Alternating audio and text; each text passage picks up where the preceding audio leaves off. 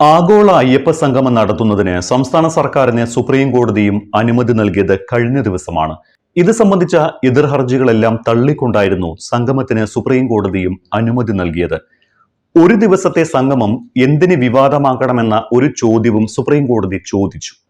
അതോടെ സംഗമത്തിനുള്ള എല്ലാ തടസ്സങ്ങളും നീങ്ങിയിരിക്കുകയാണ്. തൊട്ടടുത്ത ദിവസം നടക്കുന്ന സംഗമത്തിനുള്ള പ്രചാരണ ബോർഡുകൾ ഉയർന്നു തുടങ്ങുകയും ചെയ്തു. ഇതുവരെ എല്ലാം സുതാര്യമായിരുന്നു. സംഗമത്തിന്റെ നടത്തിപ്പ് ചുമതല ആർക്കാണ് എന്ന് ചോദിച്ചപ്പോഴെല്ലാം ദേവസ്വം ബോർഡാണ് എല്ലാം നടത്തുന്നത് എന്ന് പറഞ്ഞ സർക്കാർ ഇപ്പോൾ പ്രചാരണ ബോർഡ് വന്നപ്പോൾ ചിരിച്ചുകൊണ്ട് ബോർഡിൽ നിൽക്കുന്നു. നമ്മുടെ മുഖ്യൻ, ഒപ്പം വാസവൻ മന്ത്രിയും. ഒരു ബന്ധവുമില്ലാത്ത ഒരു പരിപാടിയിൽ മുഖ്യമന്ത്രിയുടെയും ദേവസ്വം മന്ത്രിയുടെയും ചിത്രങ്ങൾ എന്തിനാണ് എന്ന ചോദ്യമാണ് ഇപ്പോൾ ഉയരുന്നത്. തിരുവനന്തപുരത്ത് പ്രത്യക്ഷപ്പെട്ട ഒരു കൂറ്റൻ പ്രചാരണ ബോർഡിലാണ് മുഖ്യമന്ത്രി പിണറായി വിജയന്റെയും ദേവസ്വം മന്ത്രി VN വാസവന്റെയും ചിത്രങ്ങൾ പ്രത്യക്ഷപ്പെട്ടത്. സംഘാടകർ തന്നെയാണ് തിരുവനന്തപുരത്തെ കൂറ്റൻ പ്രചാരണ ബോർഡ് സ്ഥാപിച്ചിരിക്കുന്നത്. ആഗോള അയ്യപ്പ സംഗമം നടത്താൻ തീരുമാനിച്ചതു മുതൽ സർക്കാർ അവകാശപ്പെടുന്നത് ഇത് പൂർണ്ണമായും ദേവസ്വം ബോർഡ് നടത്തുന്ന പരിപാടിയാണ് എന്നും സർക്കാരിന് ഒരു പങ്കുമില്ല എന്നുമായിരുന്നു. അങ്ങനെയെങ്കിൽ പ്രചാരണ ബോർഡിൽ സ്ഥാപിക്കേണ്ടത് സംഘാടകരുടെ ചിത്രമല്ലേ?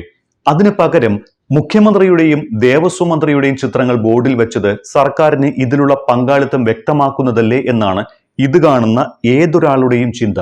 സർക്കാർ നടത്തുന്ന തെരഞ്ഞെടുപ്പ് സ്റ്റണ്ടാണ് ഇതെന്ന പ്രതിപക്ഷത്തിന്റെ ആരോപണം ശരിവെക്കുന്നതാണ് ഈ പ്രചാരണ ബോർഡ്. ഇത്തരമൊരു പ്രചാരണ ബോർഡ് പ്രത്യക്ഷപ്പെട്ടതിന് സംസ്ഥാന സർക്കാർ മറുപടി പറയുകയും വേണം. സർക്കാർ പരിപാടിയല്ല എന്നും രാഷ്ട്രീയമില്ല എന്നും പറയുന്ന പരിപാടിയുടെ ബോർഡിൽ പിന്നെന്തിനാണ് രാഷ്ട്രീയ നേതാക്കളായ, ഒപ്പം സർക്കാരിന് നേതൃത്വം നൽകുന്ന മുഖ്യമന്ത്രിയുടെയും ദേവസ്വം മന്ത്രിയുടെയും ചിത്രങ്ങൾ വെക്കുന്നത്? അപ്പോൾ സ്വാഭാവികമായും പ്രതിപക്ഷ ആരോപണം ശരിയാണ് എന്ന് തെളിയുകയല്ലേ? ഇതുവരെ അയ്യപ്പ സംഗമത്തിന് എതിർപ്പ് പറഞ്ഞിട്ടില്ലാത്ത പ്രതിപക്ഷവും UDF-ഉം തുടക്കം മുതൽ പറയുന്നത് വോട്ട് തട്ടാനുള്ള ഒരു അവസരമായി ഇതിനെ വിനിയോഗിക്കരുത് എന്നാണ്. വോട്ടിനു വേണ്ടി അയ്യപ്പ ഭക്തരുടെ വിശ്വാസത്തെ ചൂഷണം ചെയ്യരുത് എന്ന് UDF ആവർത്തിച്ച് ആവശ്യപ്പെടുന്നുണ്ട്. അയ്യപ്പ സംഗമം നടത്താൻ അനുവദിക്കരുത് എന്ന് ആവശ്യപ്പെട്ട് സമർപ്പിക്കപ്പെട്ട 3 ഹർജികൾ തള്ളിക്കൊണ്ട് കഴിഞ്ഞ ദിവസം സുപ്രീം കോടതി ഹൈക്കോടതിയുടെ ഇടക്കാല ഉത്തരവിൽ ഇടപെടാൻ വിസമ്മതിച്ചിരുന്നു. ഒറ്റ ദിവസത്തെ സംഗമം എന്തിന് വിവാദമാക്കുന്നു എന്നായിരുന്നു സുപ്രീം കോടതി അവിടെ ചോദിച്ചത്. സംഗമം നടത്തുന്നത് ദേവസ്വം ബോർഡാണ് എന്നും രാഷ്ട്രീയമില്ല എന്നും സർക്കാർ ആവർത്തിക്കുകയും ചെയ്തതാണ്. സന്നിധാനത്തെ വിശ്വ തീർത്ഥാടനത്തിന് വേദിയൊരുക്കുകയാണ് ലക്ഷ്യമെന്ന് ദേവസ്വം മന്ത്രി VN വാസവനും വ്യക്തമാക്കിയിട്ടുണ്ട്. ശബരിമലയ്ക്ക് വേണ്ടി തയ്യാറാക്കിയ പദ്ധതികൾ ഭക്തർക്ക് മുന്നിൽ അവതരിപ്പിക്കാനുള്ള വേദിയാകും സംഗമമെന്നും വിവിധ ഭാഗങ്ങളിൽ നിന്നെത്തുന്ന അയ്യപ്പ ഭക്തർക്ക് അവരുടെ ആശയങ്ങൾ അവതരിപ്പിച്ച് പൊതുനയം രൂപവൽക്കരിക്കാൻ സംഗമവേദി മാറുമെന്നുമാണ് മന്ത്രിയുടെ വാദം. ഇന്ത്യയിൽ തന്നെ ഇതാദ്യമാണ് ഒരു തീർത്ഥാടന കേന്ദ്രത്തിന്റെ വികസന ചർച്ചകളിൽ ഭക്തർക്ക് നേരിട്ട് പങ്കാളികളാവാൻ അവസരമൊരുങ്ങുന്നത് എന്നുകൂടി വാസവൻ കൂട്ടിച്ചേർത്തിട്ടുണ്ട്.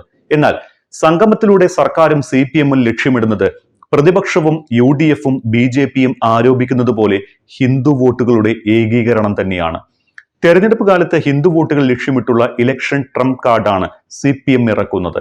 കഴിഞ്ഞ തെരഞ്ഞെടുപ്പ് കാലങ്ങളിൽ തങ്ങളിൽ നിന്ന് അകന്നുപോയ ഹിന്ദു വോട്ടുകൾ, വിശിഷ്യ ഈഴവ് വോട്ടുകൾ തങ്ങളിലേക്ക് തിരിച്ചെത്തിക്കാനുള്ള കൃത്യമായ ശ്രമമാണ് CPM സർക്കാരിനെയും ദേവസ്വം ബോർഡിനെയും മുൻനിർത്തി നടത്തുന്നത്. 2 മാസത്തിനകം നടക്കാനിരിക്കുന്ന തദ്ദേശ തെരഞ്ഞെടുപ്പ്, അടുത്ത മാർച്ചോടെ നടക്കാനിരിക്കുന്ന നിയമസഭാ തെരഞ്ഞെടുപ്പ്, ഇതിലെല്ലാം വിജയിക്കണമെങ്കിൽ തങ്ങൾക്ക് നഷ്ടമായ ഹിന്ദു വോട്ടുകൾ ഏകീകരിച്ച് പാർട്ടിക്കൊപ്പം നിർത്തുക എന്ന ലക്ഷ്യമാണ് CPM-നുള്ളത്. ചരിത്രത്തിലാദ്യമായി 3ാം തുടർഭരണം ലക്ഷ്യമിടുന്ന CPM-ന് ആ ലക്ഷ്യം വിജയം കാണണമെങ്കിൽ ഹിന്ദു വോട്ടുകൾ ഏകീകരിച്ച് കൂടെ നിർത്താതെ സാധിക്കില്ല. 7 വർഷം മുൻപ് യുവതീ പ്രവേശനം എന്ന വിധി വന്ന ശേഷം അതിനെ അനുകൂലിച്ച് ശബരിമല ആചാരത്തിനെതിരെ സംസാരിച്ച സർക്കാരും CPM-ഉം ഇന്ന് അയ്യപ്പ വിശ്വാസം സംരക്ഷിക്കാൻ സംഗമം നടത്തുന്ന തിരക്കിലാണ്. അതേസമയം അന്ന് ക്ഷേത്രാചാരങ്ങളും വിശ്വാസങ്ങളും പാലിക്കണമെന്നാവശ്യപ്പെട്ട UDF-ഉം BJP-യും സംഗമം തട്ടിപ്പാണ് എന്ന് വാദിച്ച് എതിർപക്ഷത്തും. അന്നും ഇന്നും സർക്കാരിന്റെ കുതന്ത്രങ്ങൾക്കിരയാകുന്ന അയ്യപ്പ ഭക്തരെന്ന മറുവിഭാഗത്തിന്റെ മുറിവേറ്റ വികാരങ്ങൾ അതേപടി തുടരുകയാണ് എന്നുകൂടി ഓർക്കണം. അന്ന് സർക്കാർ നിലപാടിനെതിരെ നാമജപ ഘോഷയാത്ര നടത്തിയ NSS-ഉം ഇന്ന് സർക്കാരിനെ പിന്തുണയുറപ്പിച്ച് രംഗത്തുണ്ട് എങ്കിലും സാധാരണ വിശ്വാസികളുടെ മുറിവുണങ്ങിയിട്ടില്ല. പഴയതെല്ലാം അടഞ്ഞ അധ്യായമെന്ന് CPM യാതൊരു ചളിപ്പുമില്ലാതെ നിലപാട് മാറ്റുമ്പോഴും വിശ്വാസികളെ സംബന്ധിച്ച് ഇപ്പോഴും വേദനിക്കുന്ന അധ്യായം തന്നെയായി ശബരിമലയും അന്നത്തെ വിവാദങ്ങളും തുടരും. ഒരു കാലത്ത് CPM-ന്റെ വലിയ ശക്തി സ്രോതസ്സായിരുന്ന ഹൈന്ദവ വോട്ടുകൾ, പ്രത്യേകിച്ച് ഈഴവ വോട്ടുകൾ ഈ സംഭവത്തോടെ അകന്നിരുന്നു. സാധാരണക്കാരായ വിശ്വാസികൾ സർക്കാരിനോടും CPM-നോടും ഇടഞ്ഞു. ഹൈന്ദവ വോട്ടുകൾ BJP-യോട് ചാഞ്ഞു. അതിന്റെ ഫലം കണ്ടത് 2 ലോക്സഭാ തെരഞ്ഞെടുപ്പുകളിലായിരുന്നു. 2019-ലും 2024-ലും നടന്ന ലോക്സഭാ തെരഞ്ഞെടുപ്പുകൾ CPM-നെ വലിയ രീതിയിൽ തിരിച്ചടിച്ചു. അതിഭീകരമായ രീതിയിൽ വോട്ട് ചോർച്ചയുണ്ടായി.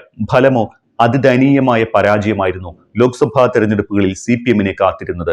അതിൽ നിന്നുള്ള കരകയറലാണ് ഇപ്പോൾ സ്വന്തം നിലപാട് പോലും മാറ്റി പറഞ്ഞുകൊണ്ടുള്ള ഈ അയ്യപ്പ സംഗമ രാഷ്ട്രീയ നാടകമെന്ന് വിലയിരുത്തേണ്ടി വരും. വ്യക്തമായും ഹൈന്ദവ വോട്ടുകളും അതിൽ തന്നെ കേരളത്തിൽ നിർണായക ശക്തിയായി വളർന്നു വരുന്ന ഈഴവ വോട്ട് ബാങ്കും തിരിച്ചു പിടിക്കുക എന്ന ലക്ഷ്യം തന്നെയാകും CPM-ന്റെ മനസ്സിൽ.